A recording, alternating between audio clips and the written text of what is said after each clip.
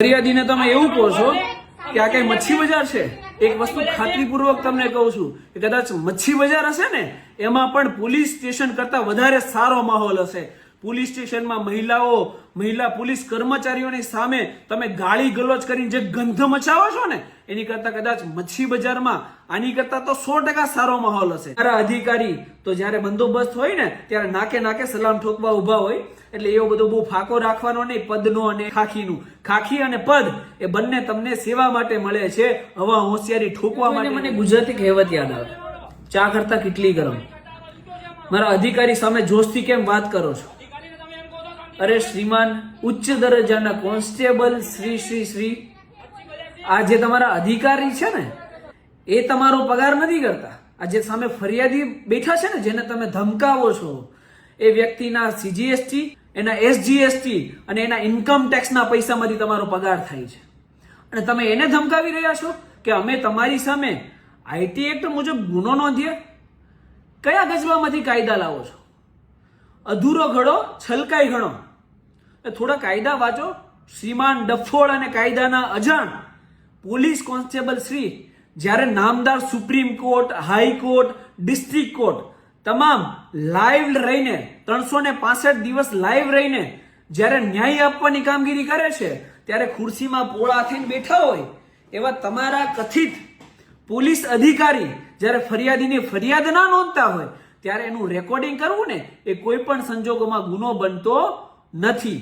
અને જે તમારી માટે અધિકારી છે ને એ સામાન્ય લેંગ્વેજમાં પોલીસ કર્મચારી છે જે અમારા ટેક્સના પૈસાનો પગાર લે છે, અને એની એક નૈતિક ફરજ છે કે અમારી ફરિયાદ નોંધે. કદાચ એવું બની શકે કે પોલીસ સ્ટેશન તો તમારે દહેજમાં આવ્યું હોય, અને દહેજમાં આવ્યું છે એટલે એ પોલીસ સ્ટેશન અને પોલીસ ચોકીની અંદર તમે મજા એવા કાયદા બનાવીને મજા એવી ફેબ્રિકેટેડ FIR કરાવી દો. પણ લોજિકલી જ્યારે કોઈ પણ વ્યક્તિ એ પોલીસ કર્મચારી જે કાયદાથી વિરુદ્ધ કામ કરી રહ્યો છે એનું રેકોર્ડિંગ કરે ને ક્યારેય ગુનો બનતો નથી. તમે IT એક્ટ તો કહી દીધી, પણ કઈ કલમ? મને ખબર છે IT એક્ટની 72 લગાવો, પણ ક્યારેય IT એક્ટની 72 લાગે જ્યારે કોઈ પણ વ્યક્તિ પોલીસના જે સિક્રેટ કોન્ફિડેન્શિયલ ડોક્યુમેન્ટ હોય, એનું કોમ્પ્યુટર હોય, એના જે ડોક્યુમેન્ટરી એવિડન્સ હોય, કેસના કાગળિયા હોય, એનું વિડીયો રેકોર્ડિંગ કરે ને ત્યારે ગુનો બને. ખુરશીમાં પોળા થઈને બેઠા હોય અને ફરિયાદીઓની ફરિયાદ ના સાંભળતા હોય ને એનું રેકોર્ડિંગ કરે ને એ ક્યારેય ગુનો બને નહીં. એટલે થોડી કાયદાની જાણકારી મેળવો અને પછી હોશિયારી, ધમકીઓ, મહિલાને મારવાનું અને ફરિયાદીઓને ધમકાવવાનું એ બધું કામ પછી કરો. કાયદા હજી થોડાક તમને એડવાન્સમાં સમજાવું છું કે જ્યારે મહિલા ફરિયાદી પોલીસ સ્ટેશનમાં આવે, એની ફરિયાદ ના લેવામાં આવે ને યાર ઉદ્ધતાઈ અને અભદ્ર વર્તન કરવામાં આવે અને એને ધમકાવવામાં આવે ને એ IPC ની ધારા 509, 354 અને 506 મુજબ ગુનો બને છે અને પોલીસ કર્મચારીને પણ લાગુ પડે છે. આ ઘટનાની અંદર DCP લેવલે ઉચ્ચસ્તરીય તપાસ સોંપવામાં આવી છે, તો આ અને બાબતે તપાસ DCP શ્રીએ પાછી પોતે ના કરતા પોલીસ PIC ને સોંપી દીધી. ઇન્ક્વાયરી સોંપવામાં એટલે આવી જે છે. પોલીસ સ્ટેશનમાં આ ઘટના બની છે વિસ્તારની અંદર એ જ વિસ્તારના PI ને આની તપાસ સોંપી દેવામાં આવી છે. એટલે કેટલી તટસ્થ તપાસ થશે એ પણ આપણે સમજી શકીએ. ચોર ઓર ચોર ચચેરે ભાઈ, આમાં શું થવાનું ને એ આપણને બધાને ખબર છે. પણ જે મહિલા ફરિયાદી આમાં ભોગ બનનાર છે, ઘટના જે પણ હોય એમાં મારે જવું પણ નથી, પણ ફરિયાદીની ફરિયાદ લેવી એ તમારી પ્રાથમિક ફરજ છે.